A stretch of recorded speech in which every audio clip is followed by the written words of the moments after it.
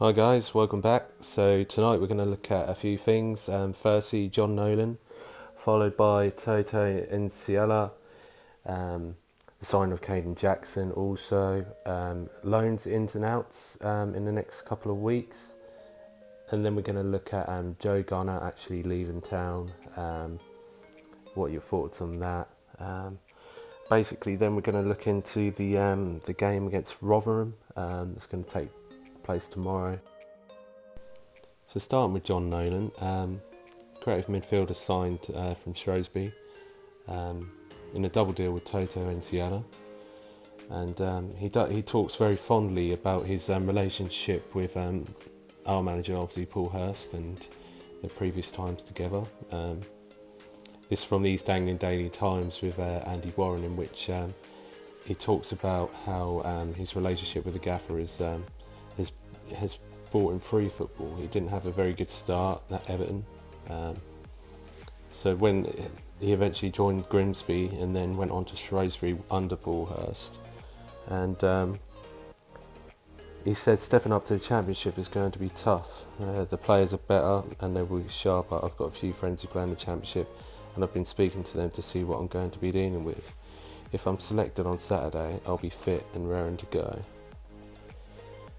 So, to be honest, I think we've got quite a good player in Jon Nolan, to be fair.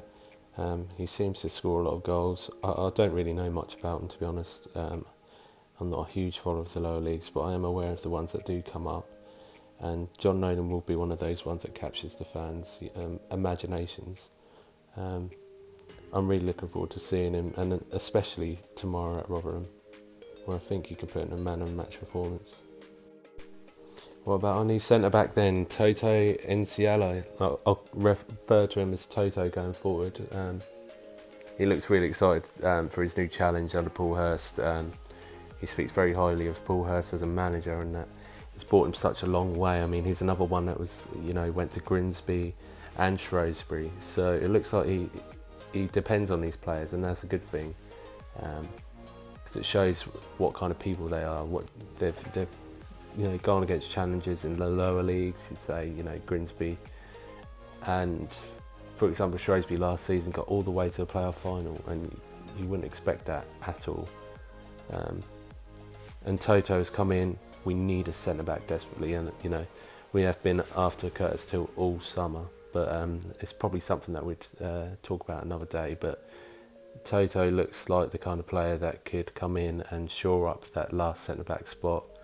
I mean, ideally he'd been a back four with Donatian, Chambers, himself, and Knudsen, and that would be our defensive unit with obviously Bilkowski behind him. But remains to be seen. Will he start against Rotherham tomorrow? That's another question. Is he fit? That's another question. But he definitely enjoys playing under Paul Hurst. Working with Chris Doig as well. He spoke very highly of him as well, and he's looking forward to the challenge, and he wants to play at a higher level. So it's another player that wants to improve on himself, and I think we're going to give him the platform to do that. So really excited to see what he's got to offer. What about the move of Joe Garner then? I don't think many of the fans actually saw this one coming. There was a few whispers, but I'm not very fond of Garner for one reason, and it only happened this pre-season. I was a really big fan of his up until pre-season, until we took a slight knock, and ever since that slight knock, I can remember Paul Hurst saying he's going to be back next week. He never came back. He was trying to force his way out of the club, and it was quite evident that he wanted to do that. He's been living up north, I presume near Preston, where he resonates from, but he's been trying to force through a move to Wigan or Bolton the whole of pre-season. Bolton, who were after him, their chairman was not very happy, but he said he wasn't going to be drawn into any prolific deals where we've actually sold Joe Garner for 1.25 million, which is an absolute godsend for what we've nearly doubled what we actually bought him for Rangers. But while he was here, he was a good player. He'd done, he scored 10 goals in 32 games. He was injury prone. He did love to wind up other teams. Maybe it's a good thing he's gone. I don't know. But let me know if you've got any thoughts on that. And I'm sure a lot of you Twitter followers would have seen Accrington Stanley's chairman giving it large on Twitter, trying to say that we'd never match Kayden Jackson's valuation. Well, we did in the end. He's now our player. He's still ripe at 24, and he's still relatively young in his career as well. He looks to be, you can see it there, league appearances 101, league goals 23. So he's got a 1 in 5 ratio at the moment, but we're giving him a platform to actually step up, and I think it could be potentially one of the signings of the summer. Paul Hurst is literally all over Kayden Jackson at the moment. Obviously, Waghorn and Garner have both gone this week, and that's 26 league goals we've lost in 1 week. So we're going to have to ask Jackson and Harrison. We'll probably look for a lot more goals from midfield. Dazelle could step up, as well as Jon Nolan. You'd expect Gwyn Edwards to get some goals. If Jordan Roberts makes cameos, you expect him to be on the Anderson goals. So we have got options for goals, so I wouldn't say it's a worry, but Kayden Jackson is definitely one of those players who brings a different dynamic to the team. So, and he's worked with Paul Hurst before at Grimsby again, so Paul Hurst knows these players that he's bringing in. He's not just getting them on a whim. So I'm excited to see him. He looks, I've seen some videos, he looks really quick, really powerful, and he had a hell of a season last year, scoring 16 goals.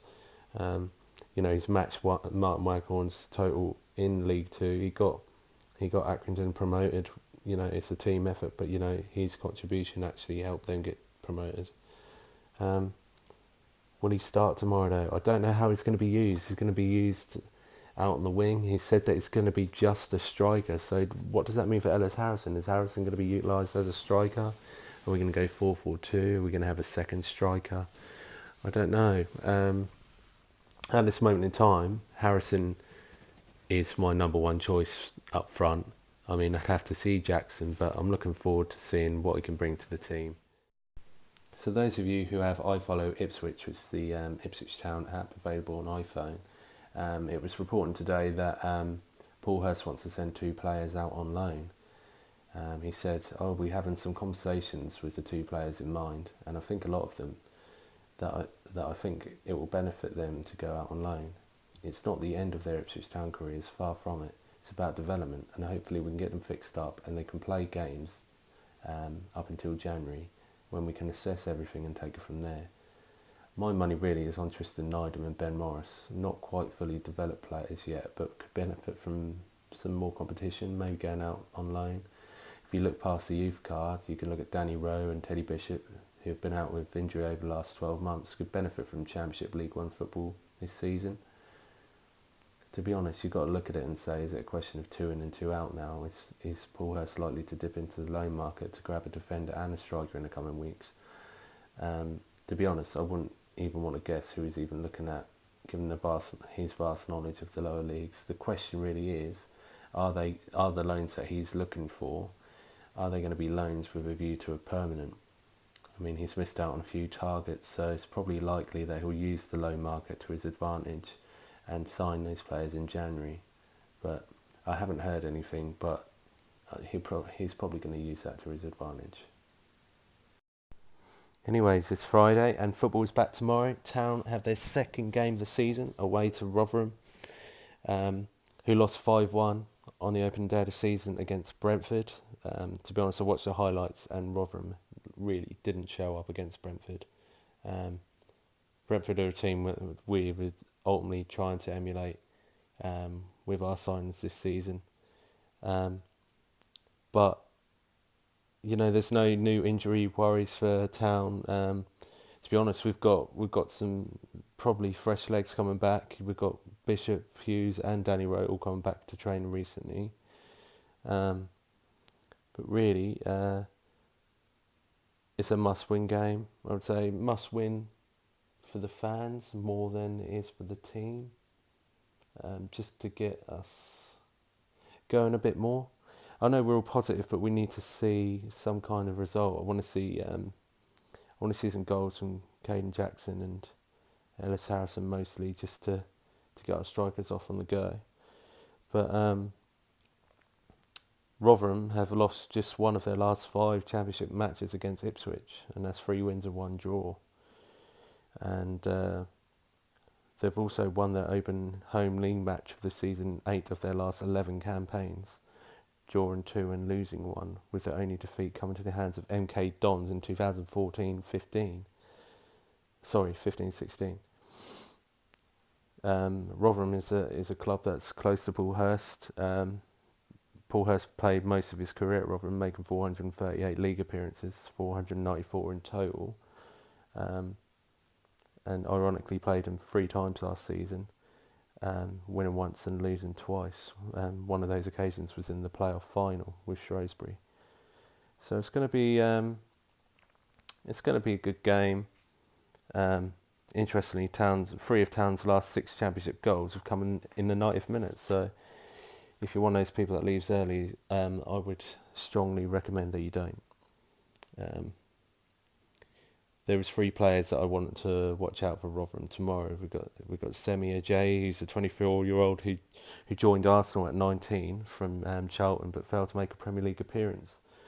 But he's since hit the ground running from Rotherham at Rotherham. The 6'4" defender is a threat from set pieces and will test out a back 4 who failed to deal with set pieces last time out. They've also got Joe Nolan, the former Peterborough Player of the Season. He's quite handy when he's on the front foot. But lastly, but not least, is Carl Vassell, the 26-year-old former Norwich and Brentford trainee, who the Millers bought from Blackpool this summer. He scored 13 in League 2, 11 in League 1 in consecutive seasons, and is now joining the Championship for the first time, having spent most of his career in the National League. I reckon he'll be someone to look out for tomorrow. But that's enough about Rotherham anyway. How about Town tomorrow? I think we're going to go for a 4-2-3-1 formation. I'm not going to guess the starting lineup, as that would be suicidal, but the players I've mentioned previously will definitely feature. Personally, I can't wait for Starman Gwion Edwards to enter the pitch again. What a debut he had against Blackburn. If he continues the way he ended that match, then we will have a £10 million player on our hands. Finally, my prediction for the game. I'm going to go for a 2-1 Town. I'm going to have goals from Ellis Harrison and Kayden Jackson. Just get them off running and get more confidence within the squad. Get more confidence within the fans. Hopefully, 3 points tomorrow. But even if we do lose, even if we do draw, they're not bad results. It's just we're stepping stones. We've just got to make sure we stay up this season and see a lot of building performances from players. I'm not really worried about us outperforming this season as such, but hopefully we can actually do something this year and bring some hope back to the fans. But yeah, that's the end of my review tonight anyway. So should you have anything you want me to go over in the future, you can email me on alfandbobby@outlook.com. That's alfandbobby@outlook.com. Or contact me via Twitter at IpswichFanzone. You can see that in the bottom right hand corner. In the meantime, come on you Blues, and safe travels to all those travelling up to sunny Rotherham tomorrow afternoon. Don't forget to like, share and subscribe for future content.